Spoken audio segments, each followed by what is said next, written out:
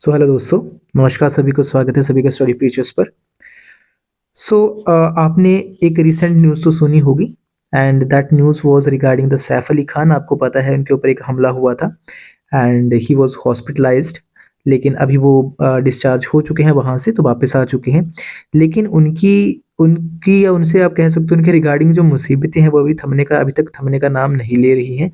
और ऐसा मैं क्यों कह रहा हूँ, बिकॉज़ ये उन्होंने क्या करा था, बेसिकली थोड़ा टाइम पहले उन्होंने मध्य प्रदेश हाई कोर्ट में, right, Madhya Pradesh high court में एक उन्होंने पिटीशन जो है वो दायर करा था और मध्य प्रदेश हाई कोर्ट ने उसको अब रद्द कर दिया गया है मध्य प्रदेश हाई कोर्ट के द्वारा। ये क्या था, बेसिकली ये गवर्नमेंट नोटिस के खिलाफ एक पिटीशन था, सैफ अली खान के द्वारा इन्होंने दायर करा था। क्यों? क्योंकि सेंट्रल गवर्नमेंट ने इनको एक नोटिस भेजा था, उसके अकॉर्डिंग इनकी जो प्रॉपर्टी थी, जो पटौदी फैमिली की प्रॉपर्टी है, उसको क्या बोला गया है, उसको एनिमी प्रॉपर्टी जो है वो घोषित कर दिया गया है, राइट। तो और ऐसा माना जा रहा है लगभग 15,000 करोड़ के आसपास इसकी जो है वो संपत्ति है, जो पटौदी फैमिली की जो प्रॉपर्टी है। तो एक बड़ा झटका उनको लग सकता है अगर ऐसा गवर्नमेंट का अप्रूवल इसको नहीं मिलता तो। तो आइए इस वीडियो में समझते हैं कि एनिमी प्रॉपर्टी क्या होती है और हमारे एग्जाम पॉइंट ऑफ व्यू से हमारे क्या क्वेश्चंस आ सकते हैं यहाँ से और क्या रेलिवेंट है। तो जितना इस स्लाइड में है ये काइंड ऑफ एक माइंड मैप की तरह आपको काम करेगा, आपको यही याद रखना है, this is more than sufficient, right.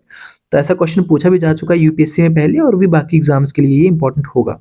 तो देखो, एनिमी प्रॉपर्टी क्या होती है। Any asset property in India owned by individuals of the countries which were declared enemies by the India। यानी कि इंडिया में कोई भी ऐसी प्रॉपर्टी, ऐसा कोई एसेट, कोई भी ऐसी चीज उन इंडिविजुअल्स के द्वारा एक्वायर करी गई जिनकी जिनकी जो कि जिनके एंसेस्टर, जिनके जो पूर्वज थे आप कह लो, जो कि किसी ऐसी कंट्री से यहाँ पे आए, या जो खुद भी ऐसे इंडिविजुअल हैं जो किसी ऐसी कंट्री से बिलोंग करते हैं जो कि इंडिया के द्वारा जिन कंट्री को एनिमी डिक्लेयर जो है वो कर दिया गया। ठीक है, इतना सा समझो, ठीक है, ये बात समझने वाली है। अब इसका एग्जांपल आप देख सकते हो, जैसे इंडो पाक वॉर जो हुआ 1947, 65, 71, फिर इंडो चाइना वॉर 1962। तो इन दोनों वॉर से जो रिलेटेड जो बेसिकली प्रॉपर्टीज हैं, ज़्यादातर उनको एनिमी प्रॉपर्टी करार दिया गया है सेंट्रल गवर्नमेंट के द्वारा इंडिया में। तो हमें क्या याद रखना है, हमें ये 2-4 चीज़ें इंपॉर्टेंट याद रखनी है, ये वॉर याद रखनी है। और दूसरी इंपॉर्टेंट चीज़ क्या है, अब इसके लिए एक एनिमी प्रॉपर्टी एक्ट 1968 जो है वो बनाया गया था इंडिया में। क्यों बनाया गया था? ताकि ये इन प्रॉपर्टीज़ का कोई मिसयूज़ ना कर पाएँ देश के खिलाफ, लाइक इनकी एक्सप्लॉयटेशन ना कर पाएँ, इनको ट्रांसफ़र या इनका यूज़ ना कर पाएँ। ठीक है, इतनी बात समझ आती है? चलो आगे देखते हैं। अब इसमें एक बहुत ही इंपॉर्टेंट चीज़ है अंडरस्टैंड करने वाली, कि इनकी जो ओरिजिनल ओनर्स हैं या उनके आगे सक्सेसर्स हैं, वो इसको रिक्लेम नहीं कर सकते हैं अनटिल एंड अनलेस अगर सेंट्रल गवर्नमेंट का अप्रूवल नहीं मिलता।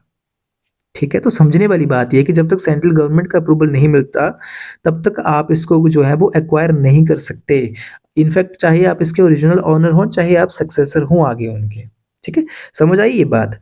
तो ये एक इम्पॉर्टेंट चीज़ थी और यहाँ से देखो क्वेश्चन, इम्पॉर्टेंट टॉपिक है, यहाँ से क्वेश्चन आ सकता है। तो हमें ये 2-4 चीज़ें याद रखनी है, इस माइंड मैप को याद रखना है। So thank you so very much, have a great day.